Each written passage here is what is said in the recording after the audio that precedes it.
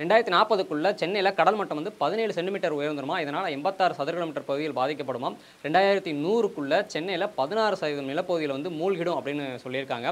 சரி, இப்போ சென்னையில் ஒரு நாளைக்கு எவ்வளோ மழை பெஞ்சா தாங்கும் அப்படின்னு சொல்லி ஒரு புள்ளிவிவரம் இருக்குல்ல, அது ரொம்ப அதிர்ச்சிகரமாக இருக்குது. ஏன்னா அதை சென்னை கார்பரேஷனே வெளியிட்டிருக்காங்க.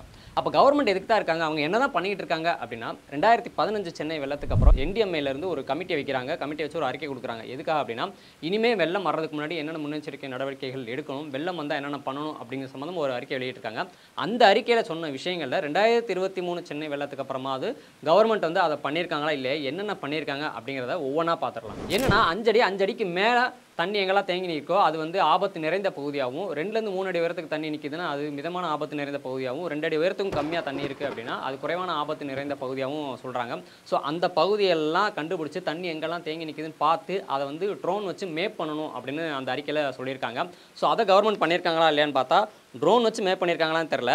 ஆனால் TN அலர்ட் அப்படிங்கிற ஒரு அப்ளிகேஷனை புதுசாக கொண்டு வந்து அதில் வந்து ஆபத்து நிறைந்த பகுதி எது, கம்மியான பகுதி எது, குறைவான பகுதி எது அப்படிங்கிறதெல்லாம் மேப் பண்ணியிருக்காங்க. அடுத்து வாட்டர் போகுது தண்ணி போகுதுல, அதில் வந்து அந்த கல் பாறைலாம் அடைச்சி தண்ணி தேங்கி நிற்கும்ல, அந்த பகுதியெல்லாம் கண்டுபிடிச்சி SDRFக்கு 100 டன் கெப்பாசிட்டி உள்ள கிரெயின் வந்து வாங்கி கொடுக்கணும் அப்படின்னு அந்த அறிக்கையில் சொல்லியிருக்காங்க. ஆனால் அது பண்ணியிருக்காங்களா அப்படிங்கிறது எங்களுக்கு தெரியல. நாங்கள் சர்ச் பண்ணி பார்த்தோம், எங்களுக்கு தகவல் கிடைக்கல. அப்புறம் எல்லா ஹாஸ்பிட்டல்லையும் அவசர பிளான் ஒன்று ரெடியாக வச்சுருக்கணும் அப்படின்னு சொல்லியிருக்காங்க. கண்டிப்பாக ரெடியாக தான் வச்சுருப்பாங்க. நம்மளே இவ்வளோ பேசுகிறோம் அப்படிங்கும்போது கவர்மெண்ட் கண்டிப்பாக அதை ரெடியாக தான் வச்சுருப்பாங்க. முக்கியமாக ஆஃபீஸர்ஸ் வந்து தகவல் சொன்னதுக்கப்புறம் தான் வேலையை ஆரம்பிக்கணும் அப்படின்னு சொல்லி வெயிட் பண்ணக்கூடாது அப்படின்னு அந்த அறிக்கையில் சொல்லியிருக்காங்க. இந்த டைம் அப்படி இருக்க மாட்டாங்கன்னு நம்புவோம். ஏன்னா லாஸ்ட் டைம் அவங்களுக்கே ஒரு பாடம் கிடச்சிருக்கும். அதனால தான் இந்த தடவை வந்து அதிகாரிகள் கூட ஷிஃப்ட் முறையில் 24 மணி நேரம் வந்து வேலை பார்க்கணும் அப்படின்னு சென்னையிலேருந்து சொல்லியிருக்காங்க. சென்னையில் சின்ன மலைக்கு கூட தாங்காத தண்ணி ரொம்ப தேங்கி நிற்கிற தாழ்வான பகுதியில் மழை ஆரம்பிக்கும் போதே அங்கே போட்டு, லாரி, JCP, அப்புறம் டிராக்டர் இது எல்லாமே ரெடியாக வச்சுருக்கணும் அப்படின்னு சொல்லி அந்த அறிக்கையில் சொல்லியிருக்காங்க. ஸோ நம்ம ஏற்கனவே நியூஸ்லாம் பார்த்துருப்போம். சென்னை கார்பரேஷன் வந்து ஏற்கனவே 36 போட்ஸு, 700 மோட்டார் பம்ப்லாம், டிராக்டர்ஸ்லாம் ரெடியாக வச்சிருக்காங்க, வாங்கியிருக்காங்க அப்படின்னு சொல்லி நியூஸ்லேயே பார்த்துருப்போம். சரி, ஒரு நாளில் எவ்வளோ மழை பெஞ்சா சென்னை தாங்கும் அப்படின்னு சொல்லி ஒரு புள்ளிவிவரம் இருக்குல்ல, அதாவது 20 சென்டிமீட்டர் வரைக்கும் மழை பெஞ்சா இப்போ இருக்கிற இன்ஃப்ராஸ்ட்ரக்சரு முன்னெச்சரிக்கை நடவடிக்கைகளை வச்சு சமாளிச்சிடலாம் அப்படின்னு சொல்லியிருக்காங்க. ஆனால் அதுக்கு மேலேயோ இல்லை 40 சென்டிமீட்டர் வரைக்கும் ஒரே நாளில் பெஞ்சிருச்சு அப்படின்னா அது ரொம்ப கஷ்டமாயிரும். அப்புறம் தாழ்வான பகுதியில் இருக்கிற மக்களை, பாதிக்கப்பட்ட மக்களை வந்து ரெஸ்கியூ பண்ணுற மாதிரி தான் இருக்கும் அப்படின்னு சொல்லி நாங்கள் சொல்லலை, சென்னை மாநகராட்சி ஆணையர் குமரகுருபன் அவர்களே சொல்லியிருக்காரு. உண்மைதாங்க, சென்னையில் 20 சென்டிமீட்டர் மழை அடிக்கடி பெஞ்சாலே 29% எல்லாம் வந்துருமா.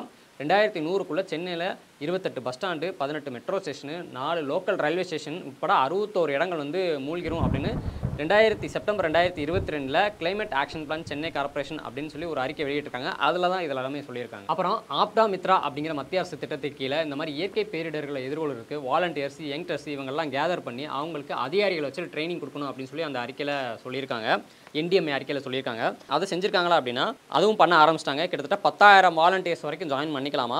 நம்மளை வாழ வைக்கிற சென்னைக்கு நாமளும் திருப்பி ஏதாவது பண்ணணுமே அப்படிங்கிற ஒரு நோக்கத்தில் நாங்களும் அங்கே அந்த லிங்கை கிளிக் பண்ணி வாலண்டியர்ஸாக ஆட் பண்ணிக்கிட்டோம். ஸோ நீங்களும் சென்னைக்கு ஏதாவது பண்ணணும் அப்படின்னு நினச்சிங்க அப்படின்னா டிஸ்கிரிப்ஷன் இருக்கிற லிங்க்கில் போய் அதில் கேட்குற டீட்டெயில்ஸ்லாம் கொடுத்து வாலண்டியர்ஸாக ஆட் பண்ணி சென்னைக்கு வந்து இந்த மழை வெள்ளத்தின் போது உங்களால் முடிஞ்ச உதவியை நீங்கள் தாராளமாக பண்ணலாம். முக்கியமாக பாதிப்பு அதிகமாக இருக்கக்கூடிய பகுதியில் முன்கூட்டியே கண்டறிஞ்சு அங்கே வந்து எமர்ஜென்சி கண்ட்ரோல் ரூம்லாம் வைக்கணும் அப்படின்னு சொல்லி அந்த அறிக்கையில் சொல்லியிருக்காங்க. இதுவும் பண்ணிட்டு தான் இருக்காங்க. லாஸ்ட் டைம் சென்னையில் பாதிப்பு ஏற்பட்ட 150 பகுதிகளை கண்டறிஞ்சு அங்கே கண்ட்ரோல் ரூம் வைக்க போகிறோம் அப்படின்னு சொல்லியிருக்காங்க. அப்புறம் இந்த மாதிரி வெள்ளம் வந்த 15-30 நாளைக்குள்ள கோர்ட்டில் வந்து எந்தவித பொதுநல வழக்கும் தாக்கல் பண்ணக்கூடாது அப்படின்னு அந்த அறிக்கையில் சொல்லியிருக்காங்க. அதுவும் கரெக்ட் தான். இப்போ வெள்ளம் வந்துருச்சு, வெள்ளம் வராமல் தடுக்கிறதுக்கு தான் நம்மளோட கவனத்தையும் நேரத்தையும் செலுத்தணும். ஒருவேளை வெள்ளம் வந்துருச்சுன்னா அதில் பாதிக்கப்பட்ட மக்களை வந்து இயல்பு நிலை கொண்டு வரதுக்கு நம்மளோட நேரத்தையும் கவனத்தையும் செலுத்தணுமே தவிர கோர்ட் கேஸ்னு அந்த நேரத்தில் அலைஞ்சிக்கிட்டு இருந்தால் மற்ற எல்லாருக்குமே தான் பாதிப்பாகும். அப்புறம் இந்த மழை வெள்ளம் முன்னெச்சரிக்கை நடவடிக்கைகள், மீட்பு நடவடிக்கைகள் இது எல்லாத்தையுமே வந்து எலக்ட்ரானிக் ரெக்கார்டாக வந்து மெயின்டைன் பண்ணணும் அப்படின்னு சொல்லியிருக்காங்க. இது எந்த அளவுக்கு பண்ணிகிட்டு இருக்காங்கன்னு எங்களுக்கு தெரியல. மேபி அதை ஃபியூச்சரில் பண்ணாலும் பண்ணலாம். அப்புறம் முக்கியமாக HAM ரேடியோ, அதாவது மழை வெள்ளம் வந்துச்சுன்னா அப்படின்னா நமக்கு வந்து டவர் சிக்னல் ப்ராப்ளம் வரும், கம்யூனிகேஷன் டிஸ்டர்ப் ஆகும். ஸோ இந்த மாதிரி மழை வெள்ளம் வர்றப்பெல்லாம் வந்து நம்மளுக்கு கம்யூனிகேஷன் இது டிஸ்டர்ப் ஆகாத அளவுக்கு HAM ரேடியோ, வாக்கி டாக்கி இதெல்லாம் ரெடி பண்ணி வச்சுருக்கணும் அப்படின்னு அந்த அறிக்கையில் சொல்லியிருக்காங்க. சென்னையில் வந்து 141 இடத்துல வெள்ள பாதிப்பு பகுதியில் கண்டறிஞ்சு அங்கே வந்து முன்னெச்சரிக்கை கருவிகள்லாம் வச்சுருக்காங்கன்னு அப்படின்னு சொல்கிறாங்க. பட் அது என்ன முன்னெச்சரிக்கை கருவிகள் அப்படிங்கிறது தெளிவாக தெரியல. அப்புறம் மழை வெள்ளம் வர்றதுக்கு முன்னாடியே ஏரி குளங்கள் பக்கத்தில் இருக்க ஆக்கிரமிப்புகளை வந்து அப்புறப்படுத்தணும் அப்படின்னு சொல்லியிருக்காங்க. இப்போ வரைக்கும் சென்னையில் வந்து 15 மண்டலங்களாக பிரித்து நிவாரண முகாம்கள், மருத்துவ உபகரணங்கள் கொடுக்குறதுக்குன்னு சொல்லி அந்த பணிகளை மேற்கொள்றதுக்குன்னு சொல்லி IAS ஆஃபீஸர்ஸ் வந்து தனியாக அப்பாயின்மெண்ட் பண்ணியிருக்கதா சொல்லியிருக்காங்க இந்த மாதிரி விஷயங்கள்லாம் பண்ணுறதுக்கு. அப்புறம் ஏரி குளங்களை முக்கியமாக அந்த தண்ணிலாம் போய் கடலில் சேரும்ல அந்த முகத்துவாரங்கள் அதெல்லாம் வந்து தூர்வாரணும்னு சொல்லியிருக்காங்க. இது வரைக்கும் முட்டுக்காடு அப்படிங்கிற முகத்துவாரத்தை தூர்வாரிருக்காங்களாம். இதே மாதிரி எத்தனை முகத்துவாரத்தை தூர்வாரிருக்காங்கன்னு தெரில. அப்புறம் மினிஸ்டர் சொன்னதுபடி 1152 கிலோமீட்டர் தூரத்துக்கு வந்து தூர்வாரிருக்காங்க. 784 கிலோமீட்டர் புதிய மழைநீர் வடிகால்கள் வந்து அமைச்சிருக்காங்களாம். அப்புறம் 250 மரம் அறுக்கும் இயந்திரங்கள் வந்து ரெடியாக வச்சுருக்காங்களாம். அப்புறம் ஒவ்வொரு தாலுகா ஆஃபீஸ்லையும் வந்து கண்டிப்பாக ஒரு ஜென்ரேட்டர் வந்து பேக்கப்லாம் ரெடியாக வச்சிருக்கணும் அப்படின்னு அந்த அறிக்கையில் சொல்லியிருக்காங்க. இப்போ வரைக்கும் 100 HP பவர் உள்ள 113 மின் மோட்டார்கள் வாங்கிட்டாங்க அப்படின்னு சொல்லி நம்ம நியூஸில் பார்த்துருக்கோம். அப்புறம் கால்நடைகளை பாதுகாக்கிறதுக்கும் அதன் மூலமாக எந்த ஒரு வியாதியும் பரவாமல் தடுக்கிறதுக்கும் வந்து தனியாக கால்நடை குளங்கள் ஒன்று ரெடி பண்ணியிருக்கணும் அந்த அறிக்கையில் சொல்லியிருக்காங்க. அது எந்த அளவுக்கு பண்ணியிருக்காங்க அப்படின்னு சொல்லி நாங்கள் தேடி பார்த்த வரைக்கும் எங்களுக்கு கிடைக்கல, தெரியல. முக்கியமாக சிவில் சப்ளை கார்பரேஷன் இருக்காங்களா, அவங்க வந்து இந்த அரிசி பருப்பு இந்த மாதிரி முக்கியமான உணவு தானியங்களை வந்து போதுமான அளவு இருப்பில் வச்சுருக்கணும். கண்டிப்பாக வச்சுருப்பாங்க, அது அவங்களுக்கே தெரியும். ஆனால் இதான் சாக்கு அப்படின்னு சொல்லி இந்த சில ப்ரைவேட்ஸ் வந்து கடைகள் வந்து உணவுப் பொருட்களை வந்து பால்லேருந்து எல்லா உணவுப் பொருட்கள்லையும் டபுள் மடங்கு ட்ரிபிள் மடங்கு விலை ஏற்றி வைப்பாங்கல்ல. ஸோ அந்த மோசமான செயலை வந்து ஃபுட் டிபார்ட்மெண்ட் வந்து எப்படியாவது அதை தடுக்கணும் அப்படின்னு சொல்லி கேட்டுக்கிறோம். அப்புறம் சம்மந்தப்பட்ட டிபார்ட்மெண்ட் வந்து சம்மந்தப்பட்ட ஒரே ஒரு அதிகாரி மட்டும்தான் ப்ரெஸ்ஸுக்குலாம் ரிப்போர்ட் கொடுக்கணும் அப்படின்னு அந்த அறிக்கையில் சொல்லியிருக்காங்க. கண்டிப்பாக இதுவும் எல்லா கவர்மெண்ட்டும் ஃபாலோ பண்ணுற ஒரு விஷயம் தான். அப்புறம் வெள்ளத்தடுப்பு சம்மந்தமாக முன்னெச்சரிக்கை நடவடிக்கைகள் எடுக்கும்போதே சாயில் டெஸ்ட்டும் எடுத்து செக் பண்ணியிருக்கணும் அப்படின்னு அந்த அறிக்கையில் சொல்லியிருக்காங்க. இது எந்த அளவுக்கு பண்ணியிருப்பாங்க அப்படின்னு எங்களுக்கு தெரியலை. முக்கியமாக வெள்ளத்தில் பாதிக்கப்பட்ட மக்களுக்கு வந்து ஒரு ஃபேமிலி கிட் ஒன்று கொடுக்கணும். அந்த ஃபேமிலி கிட்டில் பார்த்தீங்கன்னா மருந்து, மாத்திரை, ப்ரெட்டு, இந்த டார்ச் லைட்டு, இந்த மாதிரி அத்தியாவசியமான பொருட்கள் அடங்கிய ஒரு ஃபேமிலி கிட் வந்து ரெடியாக வச்சுருக்கணும்.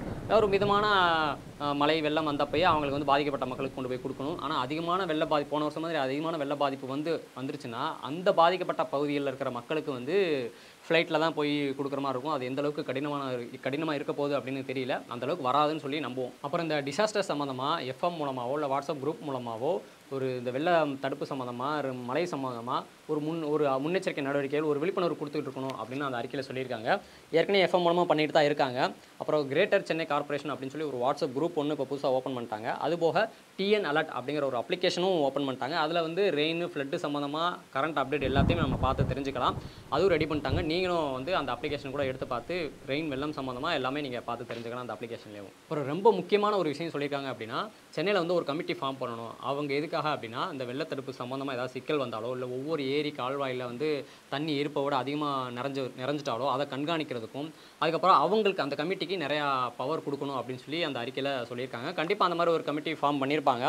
அதுபோக நாமளுமே வந்து உங்கள் ஊரில் இருக்கிற ஒவ்வொரு ஏரி கால்வாயில் வந்து எவ்வளோ தண்ணி இருப்பு இருக்குது, நிறைஞ்சிருச்சா இல்லையா அப்படிங்கிறத வந்து கரண்ட் அப்டேட் நம்ம வந்து அந்த டிஎன் அலர்ட் அப்படிங்கிற அப்ளிகேஷன்லேயே பார்த்து தெரிஞ்சுக்கலாம். அப்புறம் சென்னை சிட்டியில் 4 ஸ்கொயர் மீட்டருக்கு 1ன்னு சொல்லி தானியங்கி வானிலை ஆய்வு மையம் சொல்லி ஒன்று வைக்கணும் அப்படின்னு சொல்லியிருக்காங்க. இதுக்காக அந்த ரெயின்ஃபால் சம்மந்தமாக வெள்ளத்தடுப்பு சம்மந்தமாக கரண்ட் அப்டேட் தெரிஞ்சுக்கிறதுக்கு அது கண்டிப்பாக வச்சிருப்பாங்க. நான் ஏற்கனவே சொன்ன மாதிரி 141 இடங்களில் கண்டறிஞ்சு முன்னெச்சரிக்கை கருவிகள்லாம் வச்சிருக்காங்கன்னு அப்படின்னு ஏற்கனவே நியூஸில் சொல்லியிருக்காங்க. அப்புறம் இந்த முன்னெச்சரிக்கை நடவடிக்கைகள், மீட்பு பணிகள் இது எல்லாத்தையுமே ஒரு வெப்சைட்டில் பப்ளிக் டொமைனில் வந்து கவர்மெண்ட் வந்து அப்டேட் பண்ணணும். அதை மற்ற ஸ்டேட்ஸும் பார்த்து ஃபாலோ பண்ணுறதுக்கு நிறைய வாய்ப்பு இருக்குது அப்படின்னு அந்த அறிக்கையில் சொல்லியிருக்காங்க.